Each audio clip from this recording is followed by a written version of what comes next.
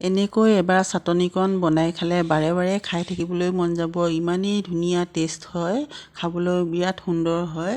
আহকচোন মই কিনো বনাওঁ চাটনিকণ। এয়া মই আমলখি লৈছোঁ, লগতে লৈছোঁ মান ধনিয়া পাত, এয়া গান কচু, কুমলীয়া পাত লৈছোঁ, নহৰু ফুট লৈছোঁ, আদা আৰু জলকীয়া লৈছোঁ, এইখিনিয়ে লৈছোঁ। আমলখি মই বইল কৰি লৈছোঁ, আপোনালোকে ইচ্ছা কৰিলে কেঁচাকৈও পিচিব পাৰে। মই অকণমান কেঁহা ভাৱটো বেছি কাৰণে মই অকণমান বইল কৰি লৈছোঁ, বেছি সময় নহয়। এতিয়া মিক্সি জাৰ এটাত ধুনীয়াকৈ ভৰাই লৈছোঁ। এই পাতখিনি চফাকৈ মই ধুই লৈছিলোঁ।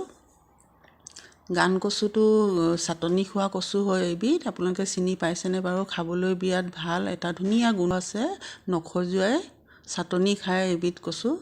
মই সোৱাদ অনুসৰি নিমখ দিছোঁ, অকণমান চেনি দিছোঁ অকণমান।